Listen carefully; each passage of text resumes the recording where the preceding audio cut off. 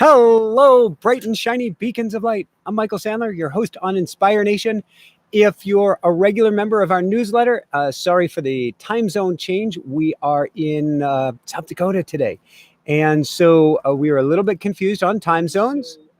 Well, let me get the volume down here so that I don't hear myself there. But we are in South Dakota. You can't see behind you, but we are in the Black Hills of South Dakota. Looks like my smoothie that I thought I got off of my face is still on my face. Wow. That's exciting. Oh my God. No, you wouldn't. Oh gosh. That's gross. That's really gross.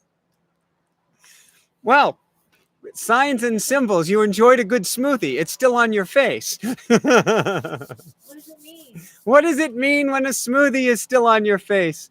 It means you really enjoyed that smoothie and you love yourself so much. So we're going to talk tonight about signs, symbols, and synchronicities, the 3 S's from your angels, from your guides, from nature, from love. We are going to be doing a beautiful 3 S's meditation at the end. So you're going to want to stick around for that. We are, as I mentioned, in Black Hills, South Dakota. It was quite the adventure, to say the least, to get here. There was rain, there was floods, there was mudslides. Did I miss anything, Pookie? Birds dive bombing. Birds dive bombing. Tesla's charging in the middle of nowhere, right? Yeah. There was lots of good stuff. We're going to talk about all of it tonight. And what I really want to impress upon you tonight is how much easier it can be to understand the language of the angels, to understand the signs, the symbols, the synchronicities. And so that is what we're going to be diving into. Hold on here as I pull up my notes. My notes have been eaten by the computer, Pookstar. Maybe it's a sign you're supposed to. It's a sign that you're supposed to... Really? It got eaten. Hold on here, everybody. We can get this up. Just channel? If I was to channel for tonight, what would I get if I was to drop in? I would get that there are 2 main messages, 2 types of messages that your angels are trying to give you. Your angels are trying to give you messages of reassurance that you're loved, that you come from love, that you couldn't be anything other than love, no matter how much you try, and how much you are a part of the greatness of everything, and how you have greatness inside of you. And I do a lot of channeling in the angels, primarily for our own use, also for a show like this, and occasionally for my clients. And that first category of reassurance, we are all getting because we all struggle with collective amnesia. We all struggle with one moment we remember that we're an energetic being, have an energetic experience in human form. And the next moment it's, holy crap, everything's going wrong. Why did I do this? Where am I going? What did I mess this up? Or how did I mess this up? And we completely forget who and what we are. And so the first message that we are all getting is, chillax, man. It's okay. You're loved. You're exactly where you're supposed to be. All is good. And we're going to dive more into that in a little bit. But what I really want to talk with you about tonight is those 3 S's, the signs, the symbols, and synchronicities, which aren't just reassurances. They are very specific, key, targeted messages. That's what we're talking about. And on that note, we have a new class starting in a week and a half, and people have been asking because I channel one of the masters every month and for 4 Wednesdays in a row, predominantly around manifestation, but also what the masters have to teach us. And we've been diving into Joseph Murphy this month on the subconscious, the power of your subconscious. It's been really powerful. And I've been able to channel Wayne Dyer for a while. I do it on a regularly irregular basis. He's certainly a guide of mine on the other side. He was actually a bit of a guide of mine on this side as well. whole series of circumstances where I came this close to joining him on a, I want to call it a You Can Do It tour. I'm not sure if it's an I Can Do It tour. I believe it was a You Can Do It tour with his publisher, Hay House. But Universe didn't make that happen, which is interesting too.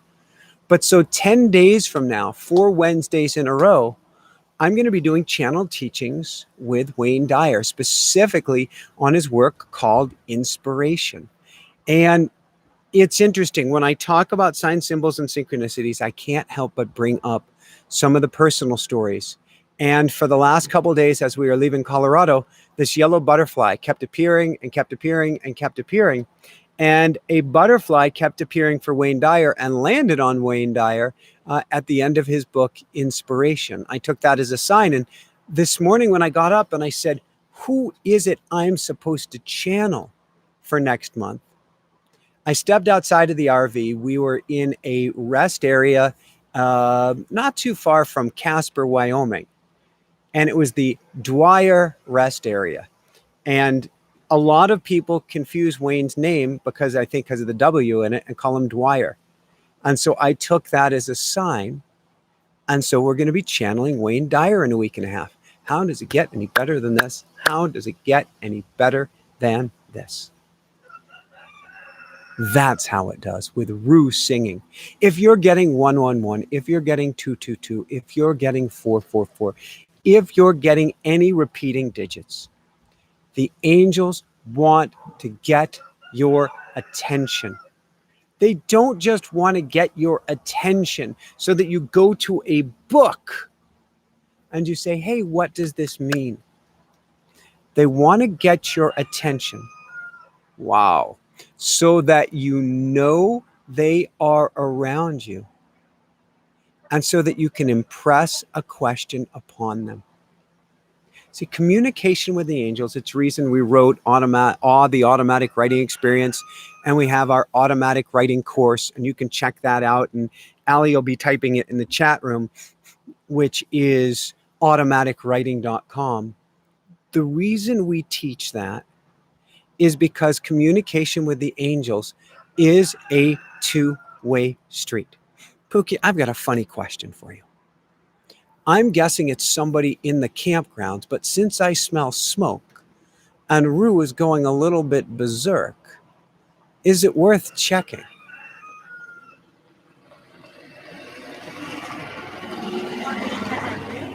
No, to check on the smell. Could it be coming from the RV? If you're not thinking it's coming from the RV, then do not worry about it at all.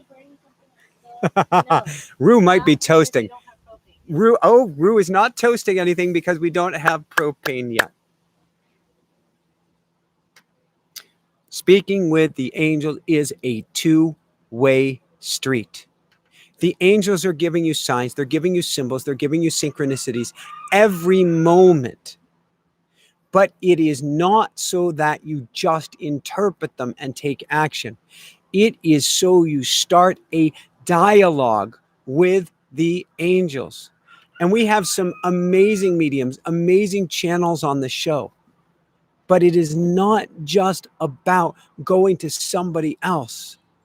It's cultivating the skills yourself. And in just a little bit, I'm going to go over 3 key ways that you can begin to cultivate these skills of communicating and interpreting from the angels yourself.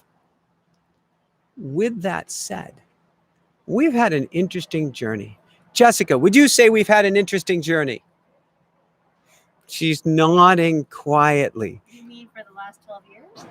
Oh, yeah, okay, for the last 12 years. I meant more like the last 12 hours or maybe the last 12 days. But yes, we could go with 12 years as well. So we went from, well, you may have heard the story. We started a couple weeks ago in Yucca Valley, California, just outside Joshua Tree.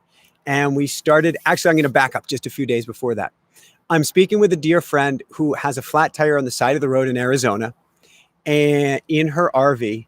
And I get off the line after we helped her a little bit, and Spirit helped too, and said to Jessica, get the best RV, what do we call it? Roadside assistance plan you can. Why? Because a friend got stuck. Our friend called us. Certainly we could help. But that was a sign to take action on. We are all given these signs where in a specific experience takes place in front of us. And we get to ask, what does this mean? Why did she call us? Certainly we were able to help, but why? Why did the universe present this to us 3 days before our trip? What does this mean? I want you to start waking up in your dream.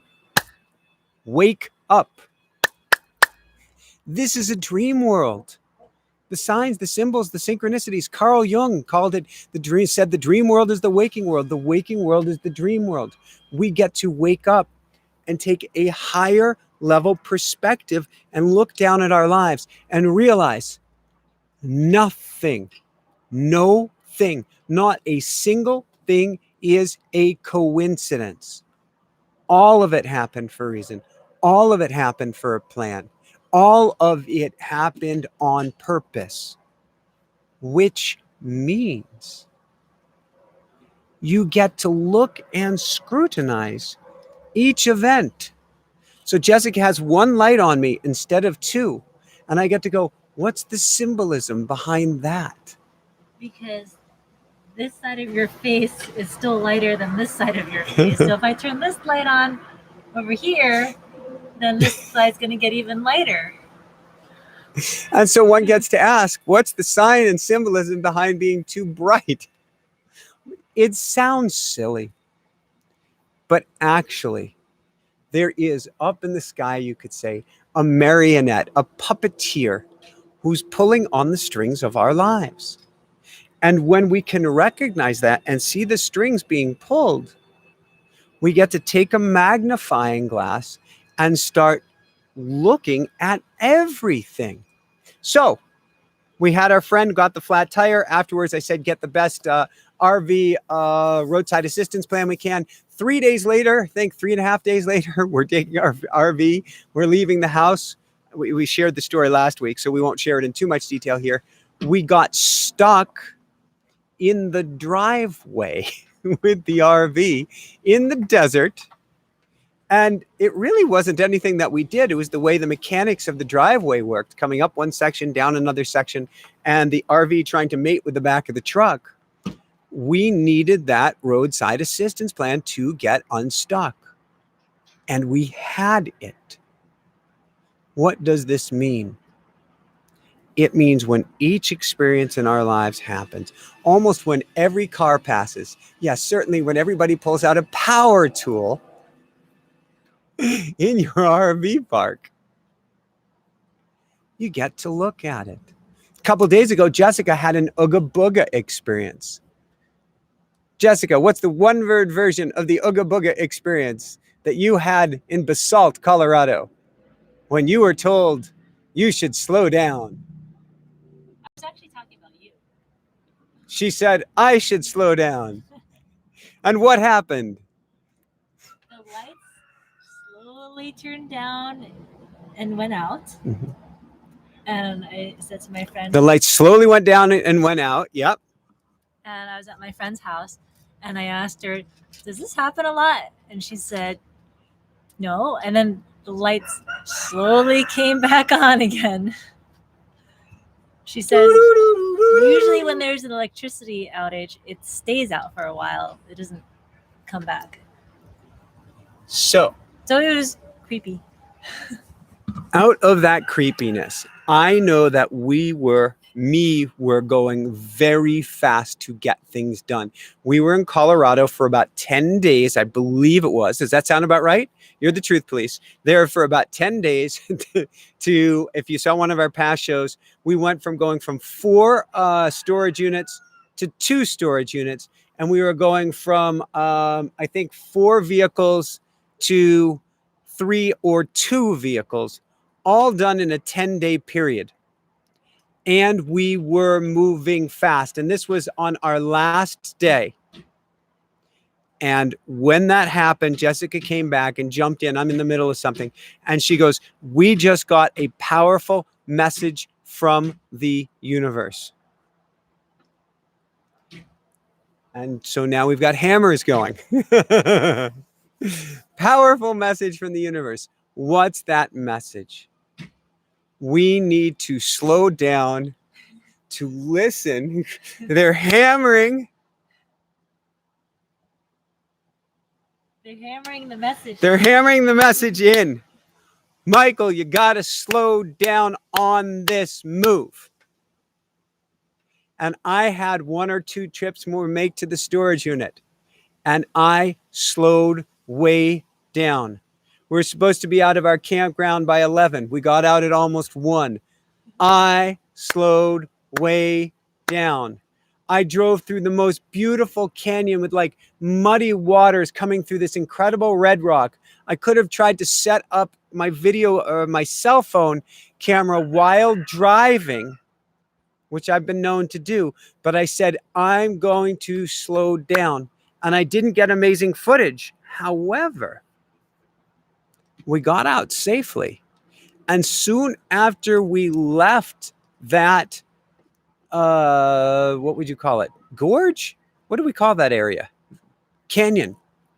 After we left Glenwood Canyon, a mudslide took place and literally closed the highway. And I've got to wonder about the timing of all of this. When we look at signs, symbols, and synchronicities, look at the timing of everything. If you missed something by just a few minutes. So here, I'm gonna set your heart at ease. We were supposed to meet up with, I think it's okay to say who we're going to meet up with because she's going to give a talk in Carbondale, Suzanne Giesman. We were supposed to meet up with her in Carbondale. And the way a whole bunch of synchronicities took place, everything was just slightly off. It just went like this.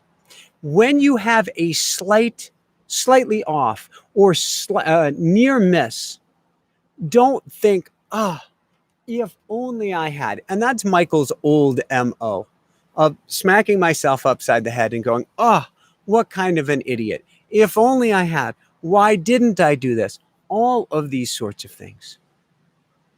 Near misses are as important to recognize as 11111. Why?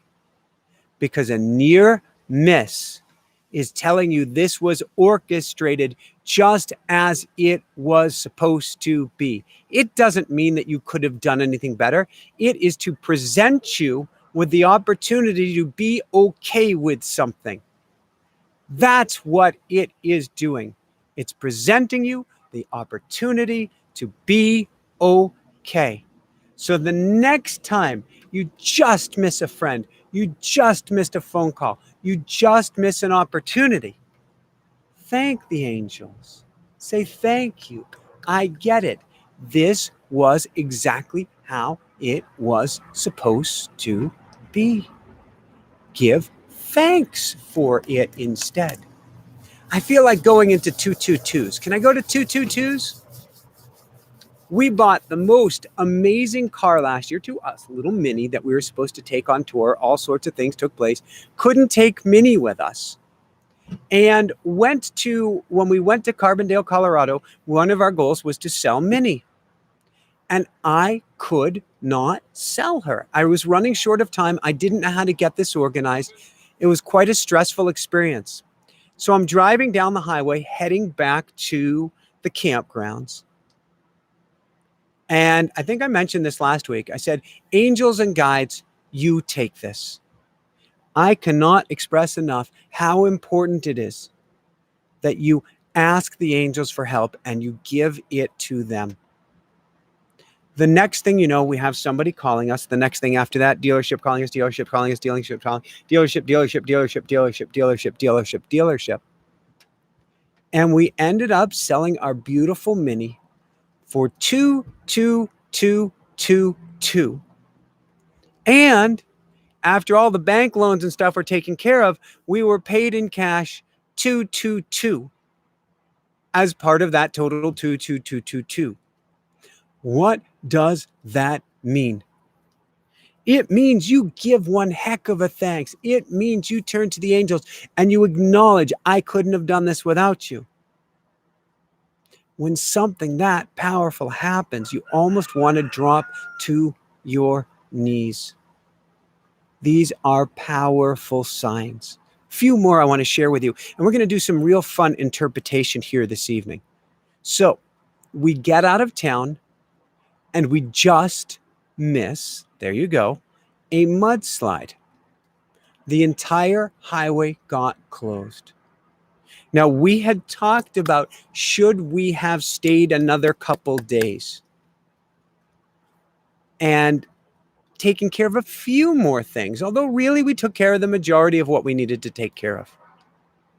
Jessica, did that feel to you the same way as it felt to me? And for everybody here, in just a little bit, I want to go over the top 3 ways that you can start to lean in and understand the signs in your life. For me, mudslide behind us represented a closing of that door. For now, a mudslide is temporary, but it represented a closing of the door for now. You have left, move forward. I would agree. So, and it was coming from Mother Earth and kind and gentle too. There's still a little mess to clean up. Definitely still so some the mess. project's not complete. Yes. But we're good for now. Absolutely. And so when these things take place and you go, wow, I was just there, take notice of that. Then we had a moving truck that we completely filled up to take to Goodwill. I would say we were real good guys on this. We spent a lot of money trying to donate stuff. We really, really did. The truck cost like $300 plus gas. All told, it was a little less than $500. Your eyes are going buggy. $500 to donate things to Goodwill because the closest donation center was 100 miles away, and that truck was not exactly what we would call efficient. In fact, you were driving this bucket of bullets. It was like driving a go-kart. It was kind of fun, except it was so wild and crazy that at one point I actually pulled off to the side of the road to see if I had blown a tire because it wouldn't go straight.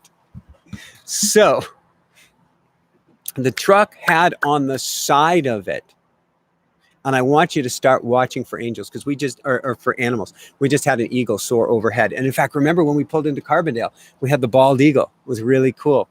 Watch for the animals.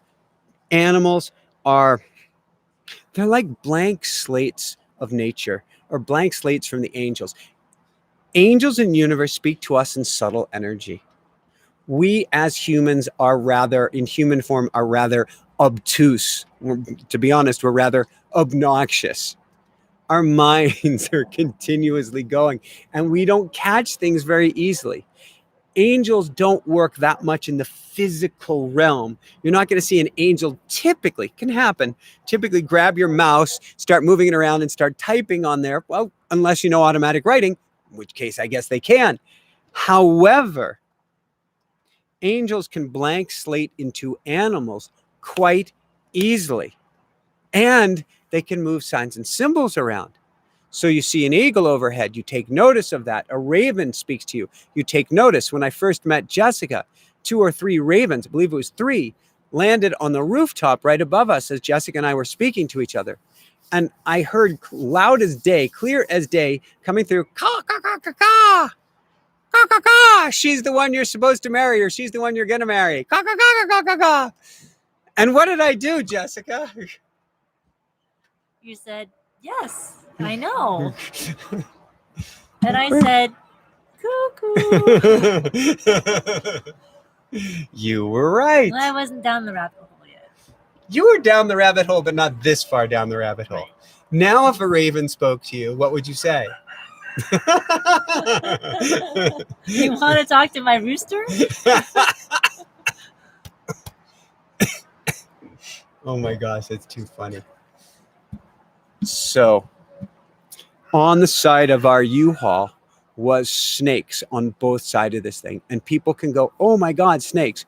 Well, I was gifted by a listener last year the most amazing moonstone, which is great for fertility. Moonstone here with snake, serpent. Snake energy to me represents such incredible power and love and connection to the earth, and perhaps most importantly, a molting or shedding of the skin. A shedding of the old. Jessica is going like this. She is either molting or cold at the moment here. I'm guessing cold is what it is, but she could be molting before our eyes. Rue, do you know why Rue is crowing? It's not just that we're out here. I mean, you could bring him out here, but that's not really why he's crowing. He just had one of the biggest meals I have ever seen him have. And afterwards, he gets this blood sugar crash where he needs a nap badly. Or, as I like to call it, he loses his schnizzle. Every time I poke my head in, he stops growing. We were driving earlier today, and I drove past where I'm driving the RV. Jessica is driving the Tesla, and I drove past where Jessica was at a supercharger, and he lost his schnizzle big time. Totally lost it. Couldn't see you. It had to have been out the corner of his eye and behind him, wrapping around the backside of a cheap motel that said supercharger on it. And he lost it until I got out of town. Why are you driving past mommy? What are you thinking? Is what he was doing. So, going back to the signs and symbols. Average watch time, 4:44. Woohoo! How does it get any better than this? How does it get any better than this? Thank you, angels. Thank you, angels. Anything you want me to say, angels? Yeah. We're going to go through a few more examples, but what they say is we want to turn you from an amateur into a pro at being able to read our sign symbols and synchronicities. Certainly, doing a process like automatic writing can help cultivate that skill. The key word here is to cultivate, meaning everybody is born with the ability to be a channel. Everybody is born with the ability to hear from angels. Everybody is born with a clear channel. However, over time, wow, a bird just whipped overhead. Over time, Just remember the magpie. Finish your story. I will finish my story. We've had so many signs in just the last couple of days. Over time, all of our skills have flown away as we've been taught to pay attention, stay focused, dive into your books, intellect something, tear it apart, be violent with your intellect. But that anything else that you hear, unless you're schizophrenic or schizoid, that sounds like such a negative term, schizophrenic, which, truth be told, to me means actually tuning into other sounds and symbols and voices that may actually have some bearing that goes beyond the topic of today's discussion, that they're not real. And so what we do is we squash the voice. Every single great medium, I believe, that we've had on the show had the voices come up as a child, and then the majority of them squashed them until an experience later in life where they finally came back. That's the case for almost all of us. But the angels are always there trying to speak to us. What we need to do is cultivate this skill. What does that mean? What means that Michael Jordan, yes, Michael Jordan, not having to do with angels directly, but he was cut, if I have the story right, somebody will correct me if not, he was cut as a junior from his high school varsity basketball team. Michael Jordan was cut from the team. Wasn't good enough. What did he do? He started practicing and shooting free throw after free throw after free throw after free throw, throw after throw after throw after throw after throw. And he became the Michael Jordan that we know him of as from today or yesterday when he used to play, so to speak. We all have this skill inside of us, but we get to practice it. And we want to practice it on a regular basis. Horn just honked. Repeat that, Michael. They want us to practice this on a regular basis. We get to have you awake in the world, looking at the world as if you're watching a movie of your life and asking the meaning behind everything. When we got to Carbondale, Colorado, it was smoky. It was firesome. There was even a small fire that started in Carbondale. And then the rains came and the air cleared. And I have never seen our valley look as beautiful as it did before we left. What do you think? Has it ever looked that beautiful to you? No, we've never seen that much rain and so many clouds. And the greenness, the lushness. To me, what that meant is now is not the time to be here. That's the landslide behind us. But we want you to leave seeing the incredible beauty of this valley to welcome you back when you feel the time is right. That's how I saw it. You get to interpret everything. How does this begin? The first step number 1, feel into it. How does this make me feel? I teach dream interpretation. And when I teach somebody how to interpret the dream, the first step is not to get down the details, although it's good if you can. The first step is to take note of the feeling sensation behind the dream. Is it a sense of dread? Is it a sense of joy?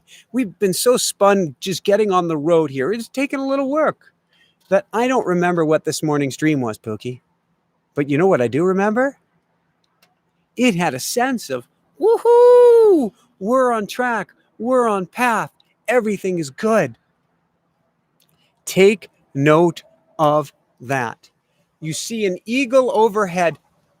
What's the physical sensation in your body? You hear the screeching of tires. What's the sensation in your body? You see a train. Ooh. Did you see this on the drive too? That you were running parallel with a train? I've never experienced that. For those of you who don't know it, I'm over 50 years old. How does it get any better than this? This is my better 50. My middle 50. I like it. And I am driving along. I'm sticking to that. I'm driving along. You were driving along separately. And we ended up with a train paralleling us at almost an identical speed. And the train next to me, I was going just a tick faster. I don't know if that means to slow down. But what it means is you and I are perfectly on track. Perfectly on track. Exactly where we're supposed to be. How did it feel? To me, I felt like a kid in a candy store. I had my railroad train set as a kid. And I felt like, this is just too cool. I want you to practice asking what the feeling state is behind everything. You get 444. What's the feeling state? You come outside, there's a chipmunk running off with a nut. What's the feeling state? That'd be kind of cute, wouldn't it? And the chipmunk is running from the squirrel. I got it. Ask yourself what the feeling state is. We got stuck with the RV, and I was laughing with the pickaxe, wasn't I? I mean, it was some footage that we probably can't use on air, but I was having fun with it. Play with it. Practice. I'm going practice. I'm pulling out of my chest. This means I want you to drop your shields, lean heart first into whatever's the experience. And I want you to feel into it and do the best you can to come up with some meaning. That's the first step. We're going to talk about a few more ways that we can learn about signs and symbols. But the first is to feel into it. And then second thing, on track, that led to another synchronicity. What was the other synchronicity that you had? Well, that's interesting. What is the symbolism behind me going into a store, them being so excited to see me, us getting a bunch of items brought up front to be purchased, and then forgetting to put them in the bag. What's the symbolism behind that? They're just, I don't know. Everybody was distracted by Rue. I know, he was a rock star in that place. He hit that critical mass the moment we went into Polo Ralph Lauren with a Ruru. I walked into the store wondering if you're still there. I'm looking around, it's like empty, and then suddenly I see this big crowd in the back of the store, and I'm like, oh, okay. That's where they are. And it's not about me. The crowd is not. I just happened to be there holding Elvis. So, but you pull into the charging station in Silverthorne, Colorado. You've made it just before the mudslides. There have been some good rains. And what did you hear? We've seen a red Tesla. We've seen a blue Tesla. Yeah, so I pull into the charging station, and there's this couple sitting in a Tesla, like one space over, and I get out, and the husband says, "There you go, a yellow Tesla." And I'm like, huh? And he's like, well, we were driving from Fort Collins to this town, and we were counting Teslas. And along the way, my wife said, we've seen every single color except yellow. And what did that mean to you? So that meant I was exactly where I was supposed to be. So this is so important to understand, to look and listen. So we first heard this from, is it Richard Moss? Am I getting his first name right? Robert Moss. We first heard this from Robert Moss, who was talking about if you live in New York City, but you can really do this anywhere, to put a question out to the angels or to the universe, to step outside and listen for the first three things you hear. The first three things you hear will tell you almost everything you need to know. Jessica steps out of the car, throws the door open with reckless abandon, not really because she wouldn't want to dent the Tesla next to her, but she throws the door open, and what does she hear? There's yellow. There you go. So, 1, feel into things. 2, listen for things. Listen for signs and symbols around you. And then when those signs and symbols come up, I challenge you to look for the first meaning that comes to mind, because the first meaning is supra mind, is greater than the small mind, is this much larger meaning. That's where the game is played. The meaning never comes from, well, let me go get the dream dictionary and then let me check on this and let me do a little work on that. No. And it's fun to play with a dream dictionary. And Dr. Michael Lennox is a dear, dear friend. He wrote an amazing one, Llewellyn's Guide, Llewellyn's Dream Dictionary. I'm not coming up with the right terms. Love you, Dr. Lennox. Love you, Michael. But with that said, your first interpretation is usually spot on. Jessica's staring at the water dripping down. And what she's saying to herself is, we have leaky buckets we get to fix. Leaky buckets, meaning we can be more efficient with everything so that we have more time and can slow down. So go to your gut. We call this a practice. We call this something that you get to work on a daily basis. How does this feel? What's my first meaning? How does this feel? What's the first meaning? And third piece of it, actually, I guess we've got 4 here. We've got first, feel into things. We've got second, listen. We've got third, come up with a first meaning. And last but not least, journal it, write about it. When I teach dream interpretation, I say there's no such thing as a wrong interpretation or a right interpretation. Just start putting things down on paper. Now, certainly, I highly recommend you learn the automatic writing experience. You can come to automaticwriting.com. You could get the book. You can learn how to do it. But whether you do it in automatic writing, which is super powerful, or whether you simply journal it, you are making the neural pathway connections to make it easier and easier and easier to understand your dreams. This is so important. Jessica's giving me a funny look right now. I'm guessing it's the lighting is changing. Is it even better? Is it even cooler?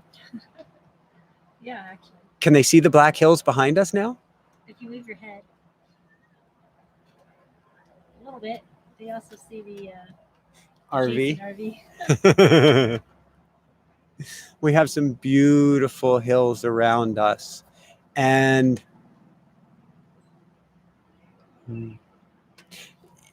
the way that Journey has laid itself out is interesting, and it goes with signs, symbols, and synchronicities. 2 weeks ago, we were in the desert, and it was hotter than thou and dry. Then we got to Colorado, and we went, well, first we got to Vegas. It's 120 degrees. For those who do Celsius, it was 48.88 Celsius, which is what we call officially hot. And we left the desert, and we ended up going through smokes and ash and all sorts of things to get to Colorado, and it was still hot. And then the rain started to come, and everything started to shift. When I was a good Jewish boy going to Catholic school, freshman year, I had a accelerated English class with a gentleman by the name of Dr. Riddle. And Dr. Riddle taught me two things. And it's interesting, his name, actually, because if you step back and you look at your life, you realize everything is a setup. Dr. Riddle. I like that. Dr. Riddle taught me two things. One, you're not allowed to use more than 5 linking verbs or I'm going to give you an F. So I cut down on my linking verbs, trying to make me a little bit less verbose in my writing. Jessica would say it didn't work, but I was attempting to. Secondly, this was a Catholic high school. And so every time we saw water in a book, he would say, what does it mean? Baptism, rebirth, new beginnings, life. He was right. We come to Colorado and we've got water and we've got rebirth and we've got new beginnings and we've got baptism and we've got new life. We leave Colorado and we're guided up north where it's cooler to these lush, incredible black hills and pine trees all around. And it's not by accident. The air feels so incredibly, minus this smoke that keeps wafting our way, this air feels so incredibly clean, doesn't it, Pookie? These trees are like a loofah sponge to the air. I believe universe guided us here to help us feel better. It's all a setup, everyone. It's a complete and total setup. Every single experience you're going through, every experience has been set up for you to learn something.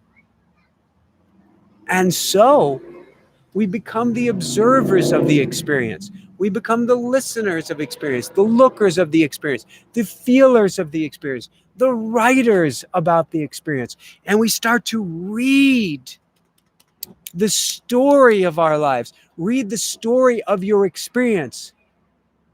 Someone who's an amazing interpreter at signs, symbols, synchronicities is somebody like yourself who's completely and totally awake and aware and is reading the book of their life.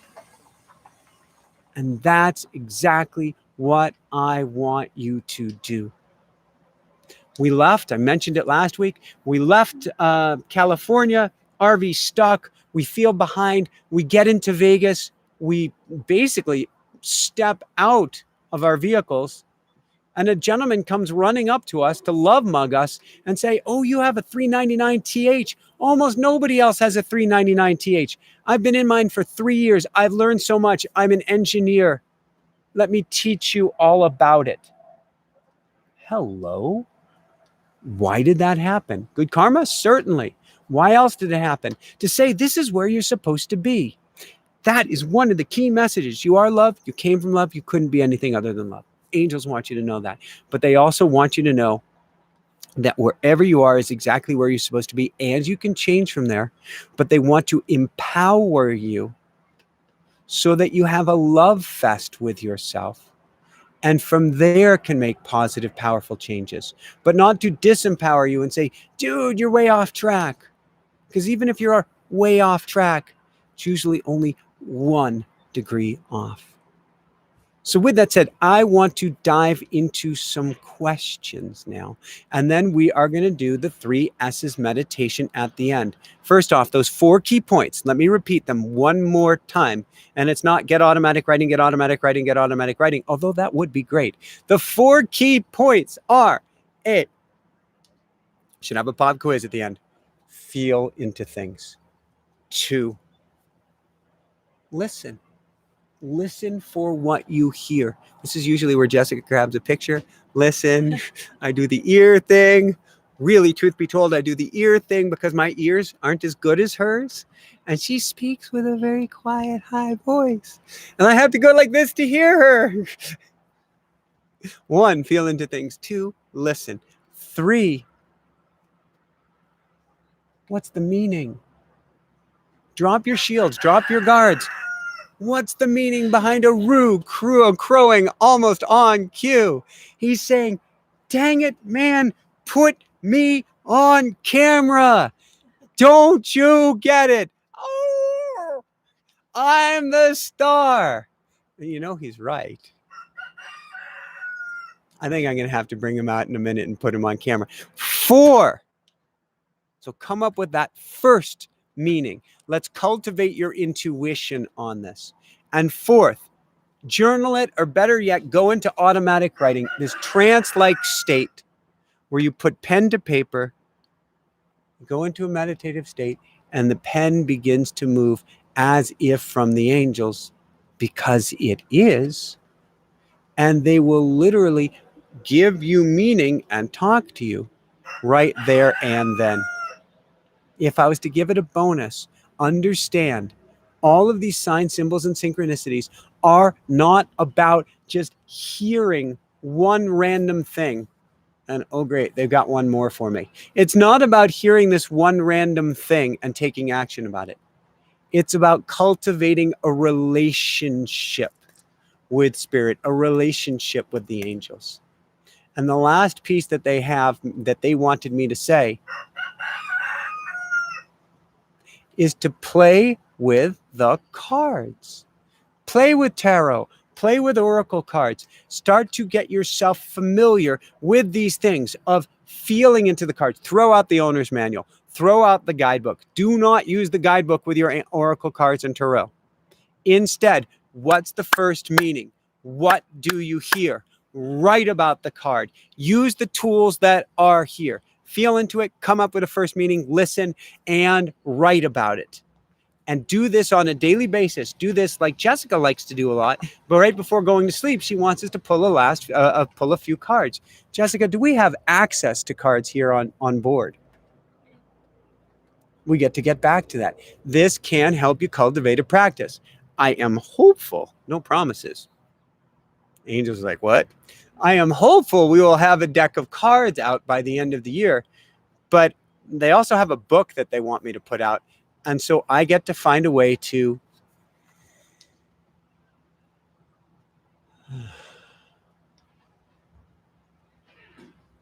slow down in order to be able to do some of this fun work. So let's take some questions now, shall we? And oh my gosh, we've got some beautiful ones tonight.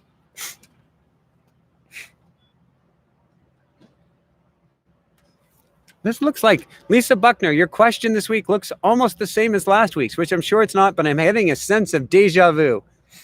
How do you reconcile free will versus higher self's plan for being on this earth? Very good question. I'm going to give you the craziest interpretation of free will versus plan that I can come up with. I had the most amazing service dog. Her name was Sawa, S-A-W-A. It means Tibetan for I'm not sure if it's the Divine One, something like that. She was a very, very cool dog.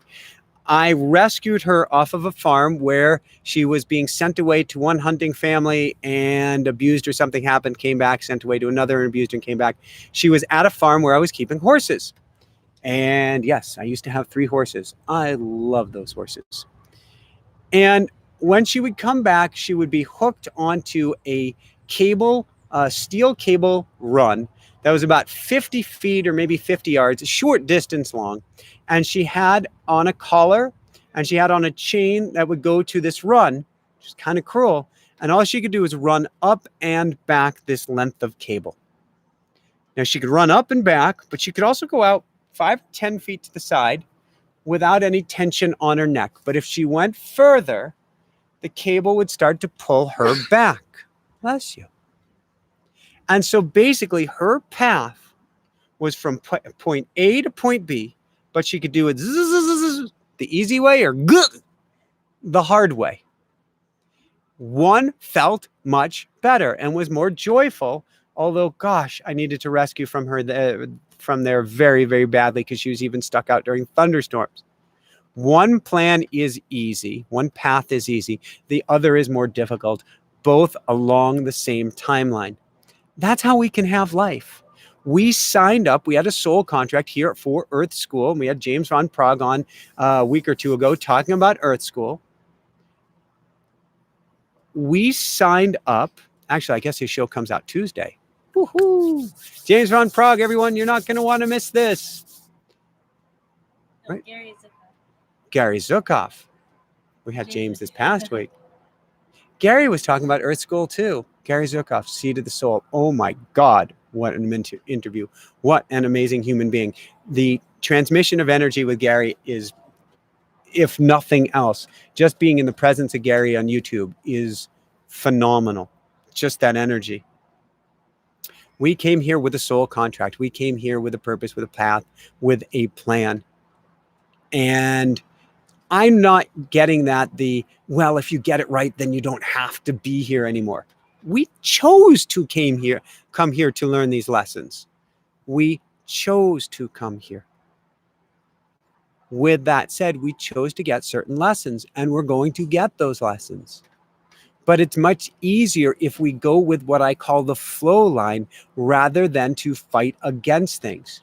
To fight against things would have been to try to stay in Carbondale, Colorado, where we contacted every RV place, every single thing we could find. Finally, Jessica's like, look, there's a sign here on the side of the road. It says you can stay for 24 hours on the side of the road. Maybe we should do that. That's the hard way. The easy way is nothing's appeared. We go. So that's the first part, Lisa. Second, how do you see karma as it relates to deeds done in past lives, or is karma more complicated than that? I don't share the general interpretation of karma that most people do, because I see that as a very disempowering interpretation. To say, I must have been Genghis Khan in a past life and killed off, and some people actually say he was a great artist in this, but we'll stay out of that. That you were a bad person in a past life, and so you're paying for it this lifetime. I don't buy it, actually. You can't convince me of it. I do believe that past life regression, for instance, will help you move past wounds and blocks, but you are not coming here to be punished for your past life. I believe you clean slate this life. You can build up karma while you're here. I am one who really, truly represents John Lennon's song of instant karma. Instant karma is going to get you, knock you right upon your head. If I so much as have a bad thought, if I think a grrr thought about Pookie, what's going to happen, Pookie? Most likely you'll stub your toe. You'll walk into something. You'll hit your head. It comes fast and furious to me. That energy comes back around because I'm so awake and aware and able to see it. So I believe karma is more of a this lifetime thing to wake you up to your decisions. You do something that harms somebody else, you might get harmed, not out of universe trying to punish you, but universe trying to wake you up and go, you might not want to do that next time. You cut somebody off, somebody even bigger cuts you off. You might not want to do that again. But it is not about, well, you're suffering this lifetime because of everything that you've done in the past. I don't buy that. Now, you may be repeating some patterns. And like in our classes, we do a lot of energy clearing work to help you remove patterns from the past. But patterns from the past aren't karma. That's just a wound that you get to heal. Brilliant questions, Lisa. Let's jump on to Nikki. And if we have time, Lisa, we will come on back.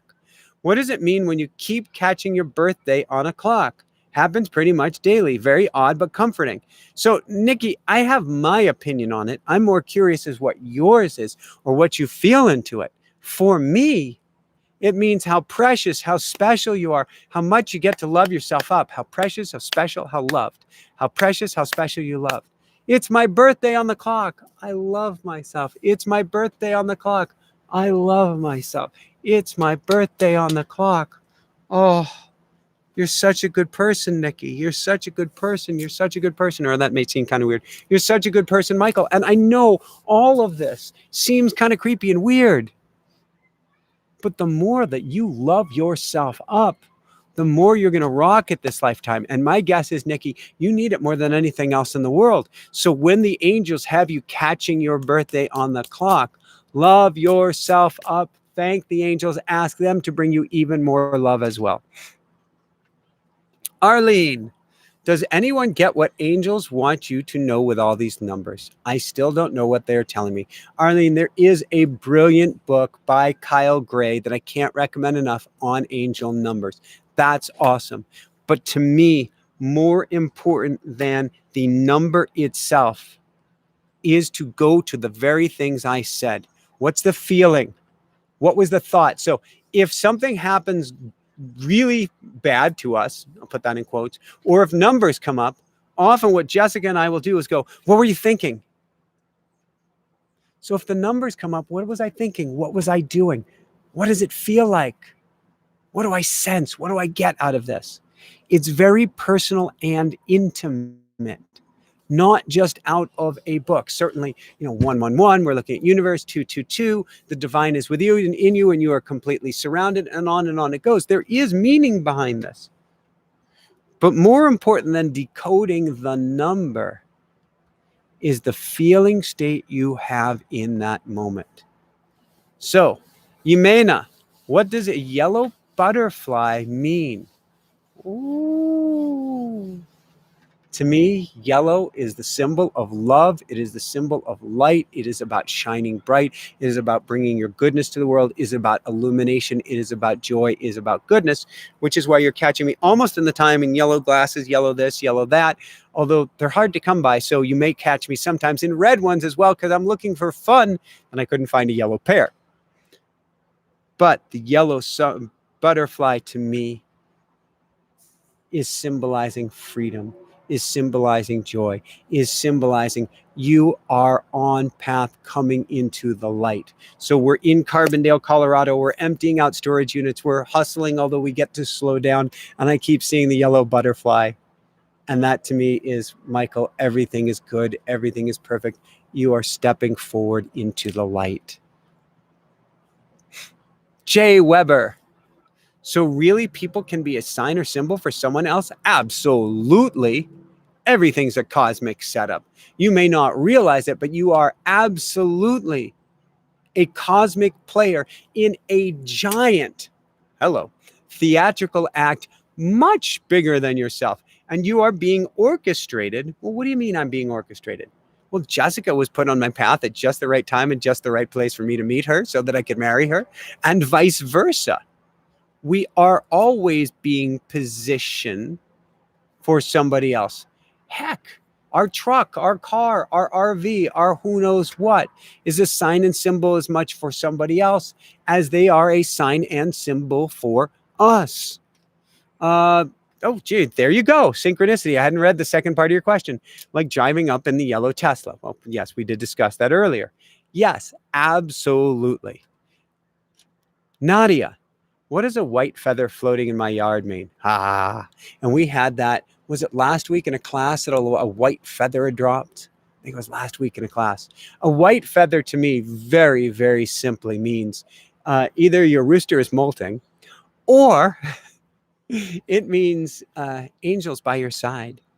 White feathers floating down to me always mean angels. I'm looking up because there was something white and puffy going by.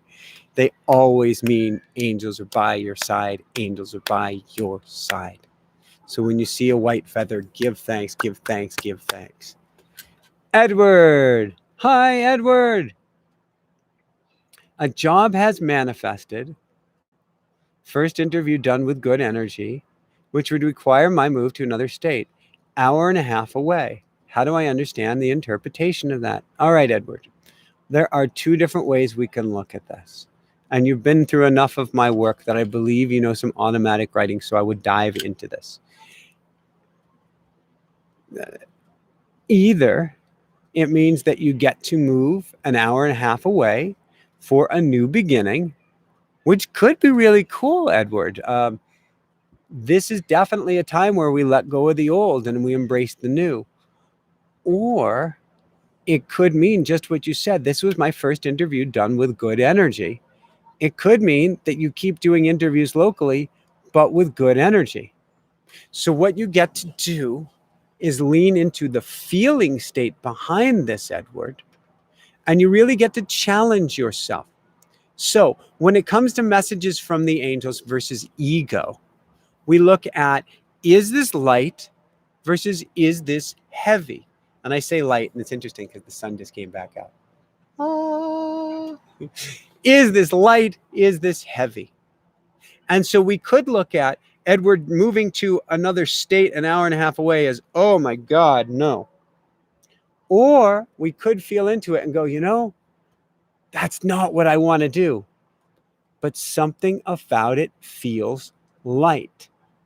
I'm a creature of habit, Edward. Jessica knows this to an extreme. Putting myself into an RV out on the road where I could just be happy, literally just sitting in the desert, took some work, but it felt right. So, Edward, I need you to go quiet and I need you to feel into it and then dive into your automatic writing and ask the angels, ask the guides, what does this mean? How does this feel? Asking an angel or guide, do I do A or do I do B, usually results in a muddied answer because angels and guides, by definition, are holding a light before you to help you to step forward. But they give you the free will to make the decisions on your own so that you can learn from them.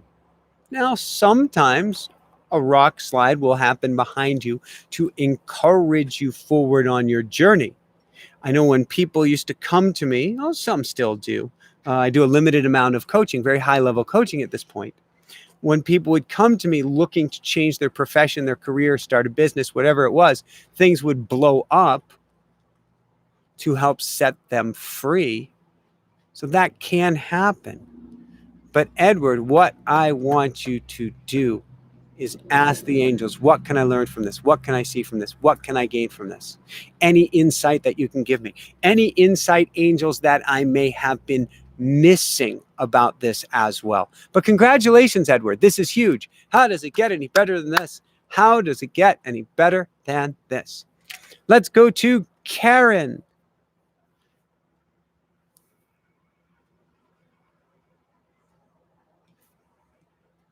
So, Edward, Ruru is making his happy, content sound now. Would you agree, Jessica? Yes. I don't know if anybody could hear that, but he was making a.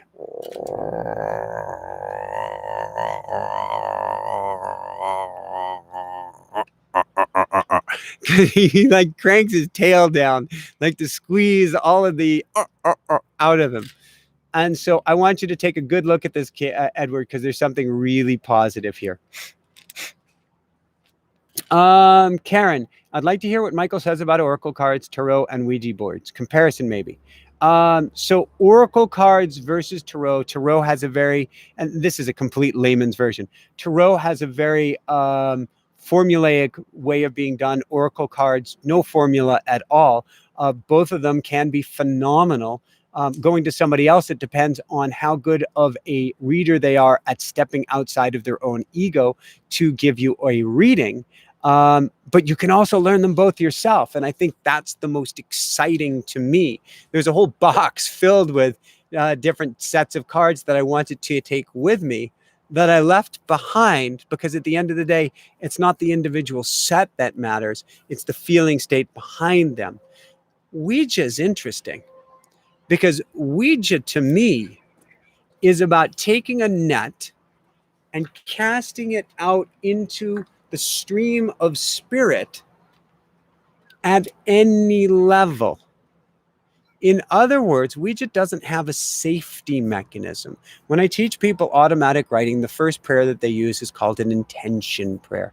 And it's an intention prayer because what it does is protect people with a bubble of love and light so that you set an intention to go to the highest level energy you can possibly go to, bar none. Ouija does not have this, which means that oftentimes like attracts like. If you're struggling at a low vibrational level and you cast your net, some spirit that is vibrating at that same level goes, we've got a match. Hi. And that's probably not what you're looking for. So that's not the game that I recommend, though. Who am I to say for you not to try it? But generally speaking, I recommend that you go to the highest level you can. Cards seem to be a better option to me. Automatic writing, a much better option as well. If you do play around with Ouija, make sure that you say some sort of a safety or a protection prayer. How are we doing on time, Jessica? 7:45. All right. How is Allie doing on time, who runs all things chat room? Probably getting hungry. So we're going to take a few more questions, and then we are going to dive into a 3S's meditation. How does that sound? And how are you doing, she who is keeping herself warm by molting? You hanging in there? Why don't you go get a sweater? I would like to see you nice and warm. Arlene, my deceased father-in-law came to me in my dream with a beautiful birthday cake. What do you make of this? Oh my God, that's awesome. So we can look at that so many different ways, Arlene. First off, you can look at that as an aspect of yourself and loving yourself up. But actually, I'm going to go to that's your deceased father-in-law on the other side. Maybe he didn't get along with you as well. I don't know in this lifetime. Maybe he just wants to make peace with you, but he certainly wants you to love yourself up. And I see birthday cakes as so symbolic of setting you forward into the new you. So loving yourself up for your whole life, but particularly now, it is birth date. It is time to molt. It is time to change. It is time to step forward into that new version of you. And you are being loved and supported. That's great to be supported by your father-in-law here on earth or otherwise. But to me, it's especially important to be supported by your father-in-law on the other side, saying, you guys are doing great. You're right on path. Go for it. That's what I get out of this. Sahil, I keep seeing 111, 222, 333, 444, 555, 666. Oh, beautiful, beautiful, beautiful, beautiful, beautiful. 11111. Or I think you've got 4 111s in there. God is around you. God is supporting you. God is loving you. God is there with you. And we can call God universe. We can call it source. We can call it divine love, whatever we want to call it. But it means you are one with everything. You are one with the universe. You are one with the divine. You are one with exactly and how, where, exactly, why, the works, where you're supposed to be. So I would bookmark this time, Sahil, and I would say, thank you. Thank you for the guidance. Thank you for putting me here. Thank you for helping me to acknowledge how special and sacred this time is. It doesn't mean that it's easy. So Sahil, there is a difference between getting numbers that saying we're on track and going, well, if I'm on track, why aren't I winning the lottery? You're in Earth School. You did win the lottery. You chose to came here. Not easy. And during this time, again, not easy. During all of these challenges, again, not easy. And during your personal challenges, again, not easy. But universe is speaking to you. Universe speaks in a subtle voice. She is speaking to you with numbers to get your attention and let you know everything is not just all right. Everything is rocking awesome and your spiritual evolution for right where you're at, Sahil. Johnny, what does it mean when a hawk flies over you several times? I take hawks and eagles, Johnny, to be sacred. So, generally speaking, I would look at the sanctity and sacredness of the experience and see what you're feeling at that moment, what you were thinking at that moment, particularly if the hawk is circling you. Now, a hawk has very keen eyesight and is a bird of prey. I worked in sales a long time ago. I had a not so good nickname. I was called the Hawk because I could see a customer coming a million miles away and I was there. And truth be told, I wasn't actually fair to my coworkers. And so I'm saying that and I'm apologizing. But that was part of my path and my plan. So look at the significance of the hawk. Is it saying that there's some hunting going on? Is it saying that there's some competition going on? Look at that angle as well. Or is this a sacred experience? Again, Gianni, we get to feel into this. Jessica, you look like you have something to say on a completely different topic. You look great in my new polo sweatshirt. I'm wondering if that should be yours. No. Was there something you wanted to add before I dive into meditation? And Lisa had 2 more questions. Should I go to one of those questions, or because I'm looking at the time and I don't want to keep Allie on here too long? What's your feeling?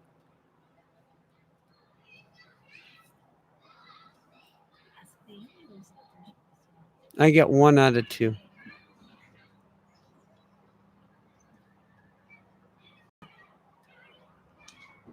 So Lisa, let's go to the first of your questions for tonight. For those who see repeating numbers daily, do you consider this a spiritual awakening?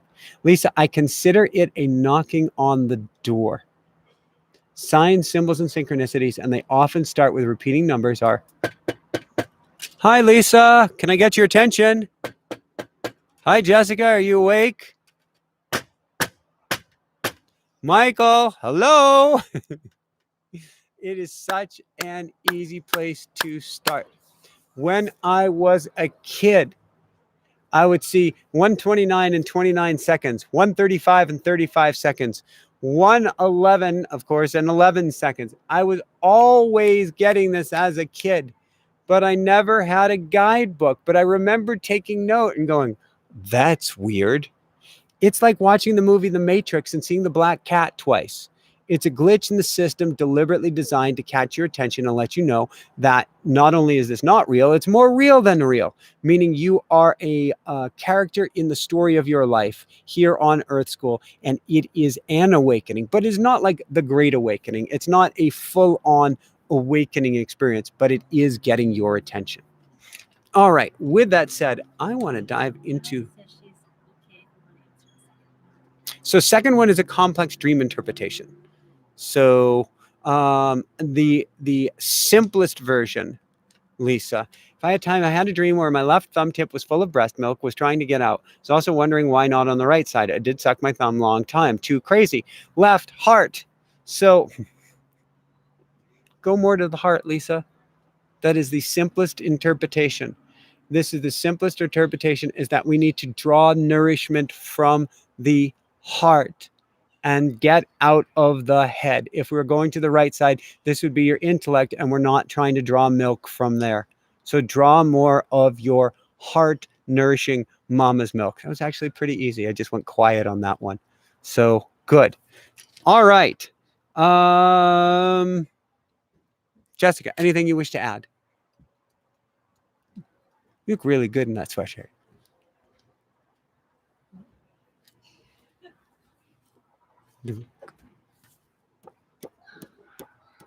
Why am I holding up a book and thumping it? More and more. This is interesting. We're going to have to hold a class. We're going to have to hold a series of classes on communicating with the angels. I can see it coming. I never expected to write a book on communicating with the angels. Is that Ruru pecking on the... Oh, yes. He said he wanted to be on air. Oh, you've got... Just open the door. Let's see if he'll come out. Ruru, are you coming out? I never expected to write a book on angels. Ever ever, ever. I fought it for years. We ended up writing 3 or 4 versions of this book because I wasn't ready to embody it. But that is the direction universe has been guiding us. And so I got to be open about it. And to speak loudly like a giant roaring motorcycle about communicating with the angels. What is automatic writing? Automatic writing is a process where you go quiet. So many people here in the chat room could tell you how it's been working. To paper, put on some headphones, you listen to some beautiful music. You're in kind of a meditative, sleepy state. You put pen to paper, you ask the universe questions, and the pen begins to write. It helps you find your purpose, your path, your direction. It absolutely can help you heal wounds, traumas, and more importantly than healing them, help you to recognize them. Because the wound or trauma is a gift. It is a guide for you. The wound and trauma is not a bad thing once you become awake and aware of it. It is actually a pointer on your path. So ultimately, at the end of the day, what automatic writing does, and this is a process that's been used for thousands of years, I just put a technology behind it to make it incredibly easy to dive into. You can take one of our classes, you can do it the next day. You can get our video-based program, you can do it the next day. You get the book, as fast as you can get through the book, you can do it the next day. So there's a technology that I've made it really easy. I like geeking out on this stuff. But you start into dialogue with your angels. They start writing out on the page before you. And it's so incredibly cool. And really, spirit becomes your best friend. Spirit certainly becomes your internal GPS. Everybody should have access to an internal GPS, which is why you can go to automaticwriting.com. You can get the book. You can get the video-based program. You can go to Amazon. We've been the #1 angel and spirit guide book. It's pretty cool on Amazon. How does it get any better than this? And it's a way that you can dive into easy. Now, I've got these new things on so they can dangle. I want everybody to be able to access spirit at the same level that I can. Actually, now let's have you access spirit at a higher level than I can so that you're walking and talking in communion with spirit. Because if we're all walking and talking in communion with spirit, none of the crap that takes place today would take place. None of it. We wouldn't be acting from our wounds. We wouldn't be acting from our traumas. We wouldn't be acting from our injured ego. We would be acting from a place of complete and total love. Complete and total love. Goes so far beyond do as to others as you would have others do unto you. You would be loving yourself up so much more fully. You'd be taking in your neighbor so much more fully. It'd be a completely different world if we all plugged into spirit. That's why I wrote this. That's why I made the program. That's why I can't recommend it enough. With that said, Jessica, do you want to throw your beautiful self on camera for 30 seconds to fill space as I go to get Ruru? You'll get Ruru. Ruru needs to come on camera. We learned something really cool last week. We were in Colorado. It was last Sunday. We held an event like this. And after the event, Jessica was screaming. Not Jessica was screaming. Ruru was screaming. And she goes, "Don't you get it, Michael? Ruru wants to say hi to everybody," because we actually had a live audience last Sunday. Small, humble, but a live audience. And what I realized is oftentimes Ruru is screaming when I'm on the phone because he wants to say hi to people. He's screaming when there are people outside because he wants to say hi to people. This is a people rooster. So with all this equipment around, how do I pick up the people rooster? Maybe we need to keep them out here during our events. Oh, we've got the dance going on. You ready to say hi to everybody? Yeah. Oh, is there a way? I wish I could see myself on camera so I can see. Oh, there we go. You know, what perfect framing and color. So for those who are not familiar, this is Elvis. No, actually, his name is Ruru, and he is the coolest, I am so biased, bird in the world. He is also one of the biggest roosters you will ever, ever, ever see. In fact, by apparently chicken people in the know, this is about the biggest bird they have ever seen. And he's probably the most majestic looking. Oh, now he's giving the side profile. Yeah, that's right. You know we're watching you. You know a lot of people are watching you. Is there anything that you want to say? We can put you on the mic over here. Oh, he's got a gyroscopic system here. He is locked in time and space. It's kind of cool. So what would you like to say, good boy? Anything? Yeah? You're such a good boy. You're such a... He's... Oh, what? Oh, no, we can't have you on the desk. He's now standing on me, which is usually when he becomes a launched bird. So, is there anything you want to say? This is an interesting position. Usually I hold you with my hand on your chest, which I'm not doing right now, so I can't actually pet you.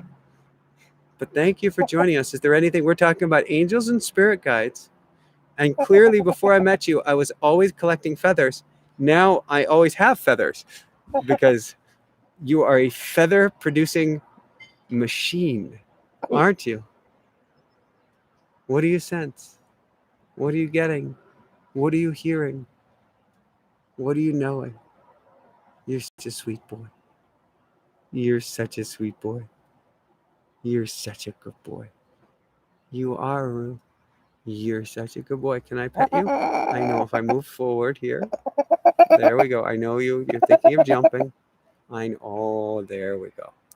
There we go. Now we're getting some daddy love. Oh, we're melting in. Oh, yeah. I'm not sure who's benefiting more from this. Oh, we have meltage. We have total meltage. Oh, you're such a good boy. You're such a good boy. You're such a good boy. Oh, you are. You like that, don't you? You are such a good boy. I almost want to change right now. It's at Ruru the Rooster on Instagram. And I think at Ruru the Rooster, ROO the Rooster on TikTok. I wonder if it should really be like at Where's Ruru? And so everywhere that Ruru goes and he's spotted, I know. Oh my God. He just wanted some daddy love right now.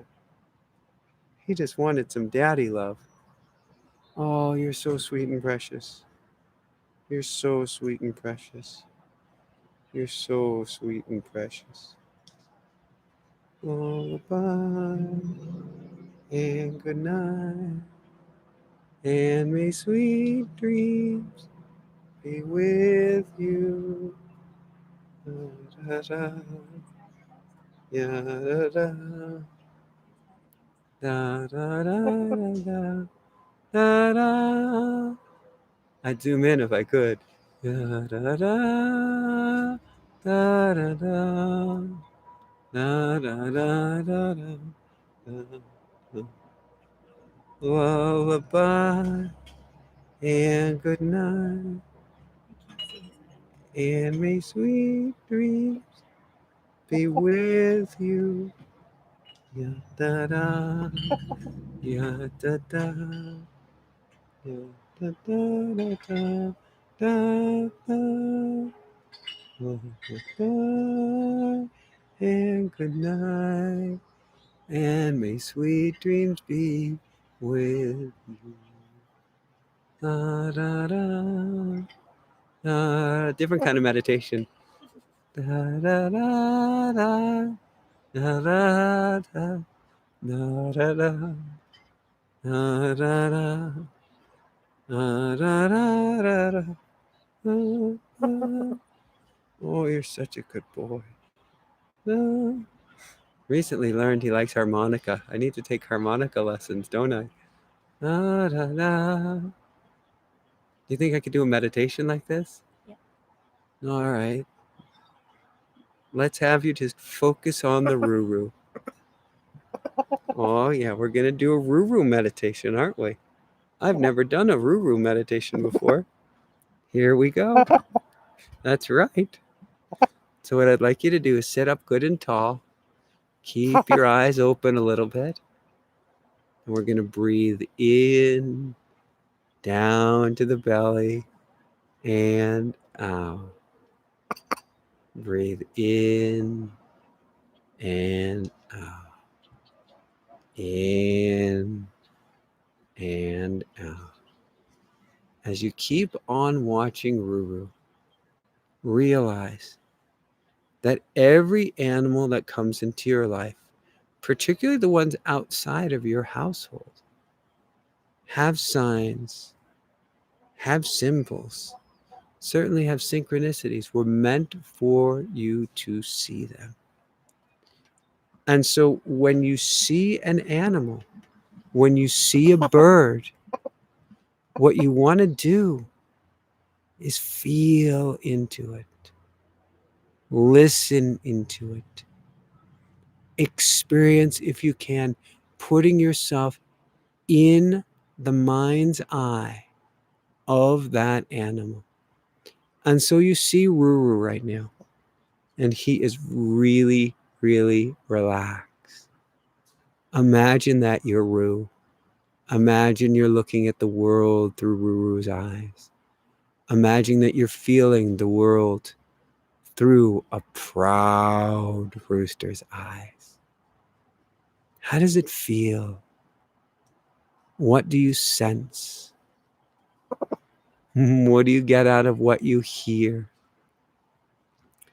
Everything that comes into your life. A rooster on camera, a yellow Tesla at the charging station, Polo forgetting to give you, or I don't even know how you call it, getting half the clothes that you were buying. All of it here to serve you. The most important thing that you can do is feel into it, is to relax into it. Whoa! Sort of like a waking rooster in a daddy's arms. He's about to launch himself. I can feel it coming. Oh, hi. Nom, nom, nom. How are you? How are you, good boy? How are you? Oh, you're such a good boy. You're such a good boy. You're such a good boy. I want you to anchor this in if you've come this far in this goofy meditation. Anchor in the goodness. Anchor in the love. Anchor in the feeling state of being a proud rooster, completely connected to the universe, completely connected to nature, and completely connected to a total state of love. I think that's all I've got. I'm so happy to see everybody here tonight. I haven't clicked the link to see even what I look like. I can't even catch. Well, I'm wanting to hit the button here and see if I have one person or how many people have made it through a Ruru meditation. Oh my gosh. Oh my gosh. People are still watching the Roo. They're still watching the Roo. They're still watching the Roo. He's watching himself now. Roo is, because Roo is a very aware animal. And so kitty cats sometimes will get interesting, and birds on a YouTube. Dogs very rarely. But Roo knows all. So he sees himself on there. He can also see people scrolling by. I'm sure he can read numbers. And he's going, yeah, this is the good life. We've had on animal communicators before. And the animal communicators have spoken with Roo. It's a vehicle coming by. And so Roo's paying attention. And Roo has said, tell Daddy I'm supposed to be the star of the new show. It's interesting. I said new show. Whoa. Okay. That was not your most graceful landing. Are you doing all right? I'm going to bring him back on camera so everybody knows he's okay. I think the RV may have startled him, but you know what the RV said? The RV says on the side of it, transcend. Hold on here, everybody. Oh, he wants in for food now. Hold on. No roosters were harmed.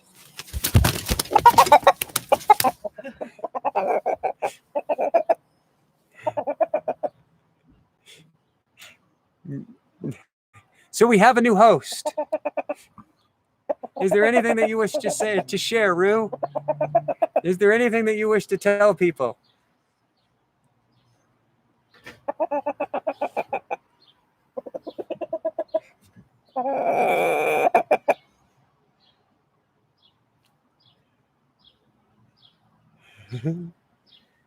Oh, now you're quiet? Has the cat got your tongue? Which is a very strange expression. Or are you thinking of coming up on the table? Oh my. That's what he thinks about that. Apparently, I will not be sitting down. All right, this is just too ridiculous.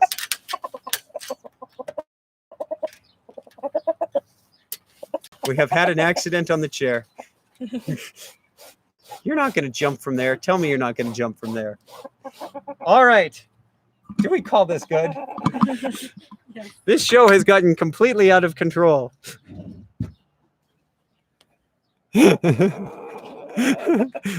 Somebody's saying this is the best thing that they've seen on YouTube all day. Can you angle it toward him? He's trying to climb. He's trying to be like a kitty and climb on the. Oh my God.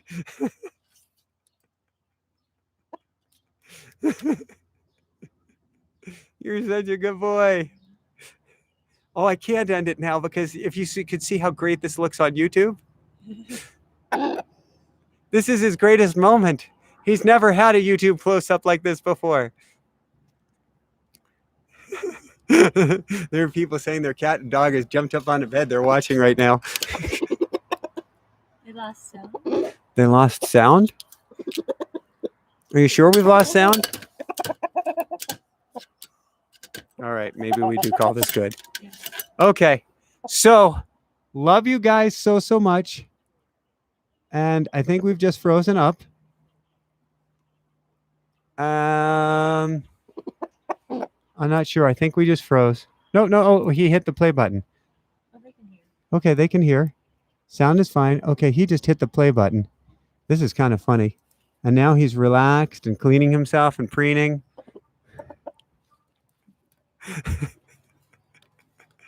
Is this bird comfortable on camera or what? This is mesmerizing to me. He knows he's on camera. That's the thing. He actually knows it because he knows what I'm doing. So first he pooed on my seat to tell me what he thought of that.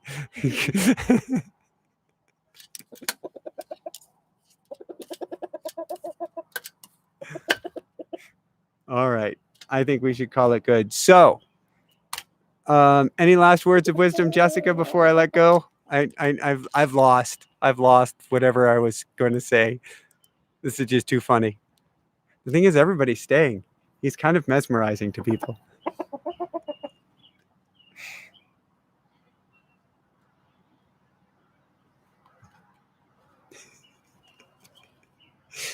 You know, maybe we make things too hard. That's exactly what I was just saying. Is maybe we just have 24 hours of Rue. I don't think Rue would mind. What do you think? He'd be like, give me a bigger harem.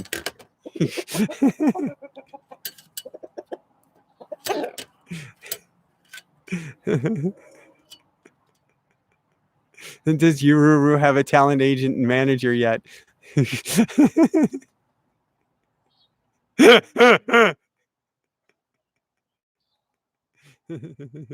Oh my gosh. Keep it real and rootastic. Don't get to see a rooster on a live broadcast. Seriously, you can't make this. No, watching chickens is very relaxing.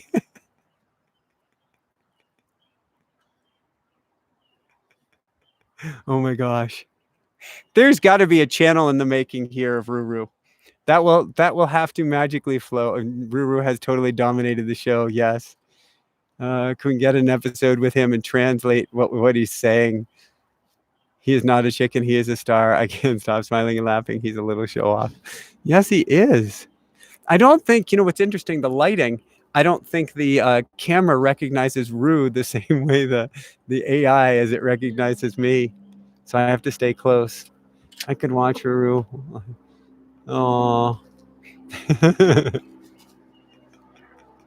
Somebody's already volunteering to be a talent manager. Oh, red hangy things. These are called his waddles right here. And he loves his waddles massaged. So I guess I'm going to do a Ruru 101 for a minute here. As long as Allie isn't jumping ship, if she's just falling apart laughing. Okay, she can jump ship. Okay. So Ruru 101. He has waddles here and he has a comb here. Oh, yeah. And in the morning, they are bright red, which is when he is the most energized. And then later in the day, they start to turn a darker color. In fact, you can see back here, it starts to turn purple as he is more relaxed throughout the day. Now, his earlobes are red when he is energized as well. The focus is off here. I don't know how we get the focus better. There. Oh, there we go. His earlobes are red earlier in the day and turn white later in the day when he is more relaxed as well. So you can tell a lot about his emotions by the colors. That's a sound that there's a bird flying over. And he's saying, I see that bird, and he has 270-degree vision, but also in all dimensions. So we might see like this. He's seeing up, he's seeing down, he's seeing around. He has much better vision than us. And so he saw a bird overhead and didn't know what it was. And so he was alerting us to the bird's presence, which is kind of cool. And he has amazing daytime vision, not as good at night. He can see better than us, smell better than us, hear better than us, just about everything better than us. Wouldn't you agree, Jessica? And he's extremely, extremely intelligent. Do they change in any way during a rain lightning storm? He is extremely weather sensitive and pressure sensitive. And so if a storm comes in, he's pretty unhappy. He's pretty agitated. Although he's lived inside with us for about the last year, he's gotten better, but also maybe because we've been living in the desert, there haven't been that many storms. But when there's a pressure change, he definitely takes note of it. Any other questions that we have on Ruru? Do they see full color? Actually, Karen, they see prisms. They see many more ranges of colors than we do. And my guess is that they can see lines. They can see a matrix. So it's much more defined sense of color than we do. He also has magnetic abilities, not just for the girls, but he has magnetic abilities to be able to sense where he is in time and space. So for instance, if we stayed here for a few days and we left, and then we came back and drove past this RV park as this happened, he would be screaming at us if we didn't turn in toward home, because he would know that this is home. His crown comb is used to show off to the ladies and to keep them cool, to radiate off heat as well. Let's see, any other questions? So when you see him looking off to the side, he's actually looking straight into the camera, just as you're thinking.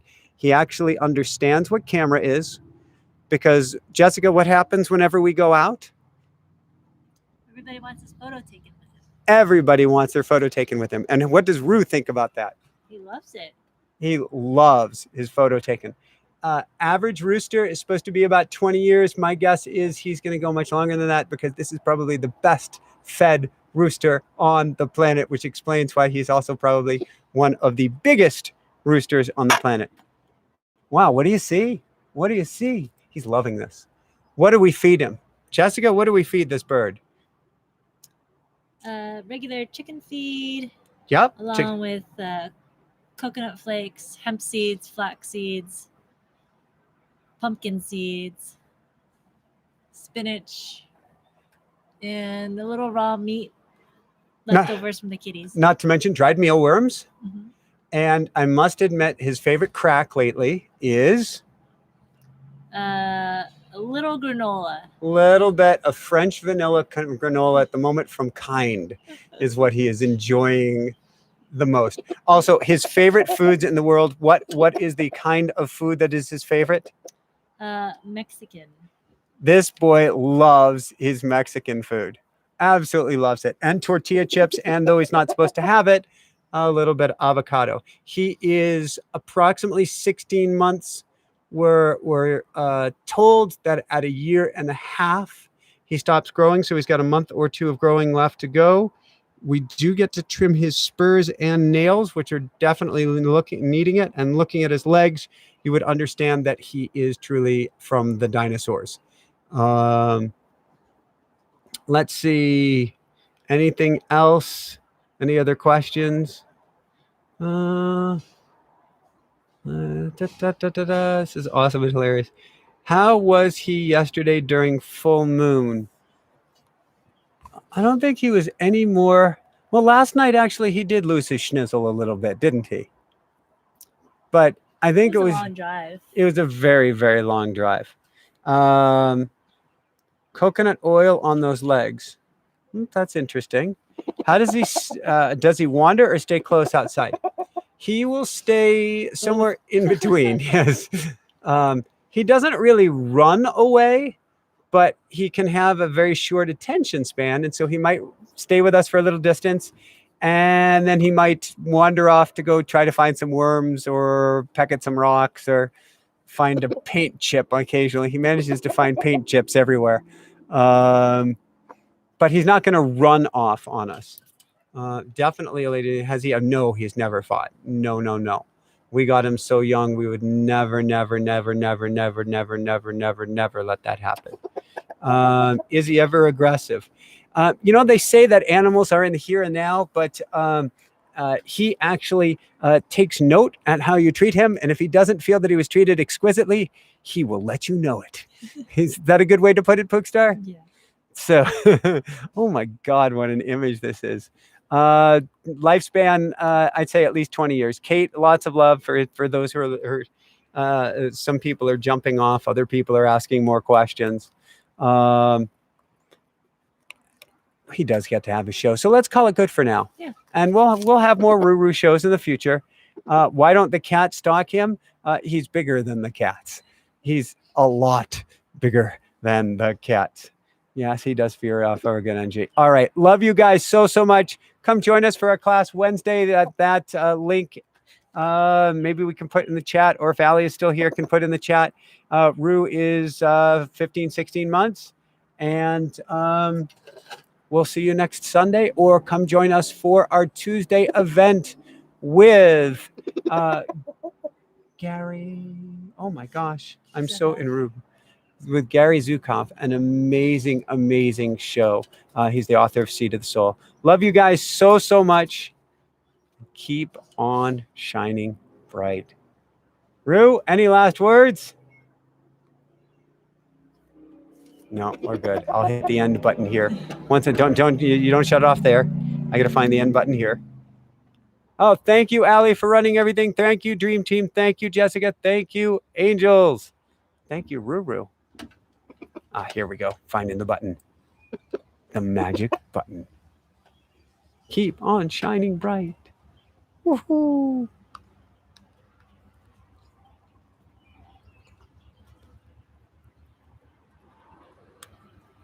Rue, do you see all the hearts for you right now?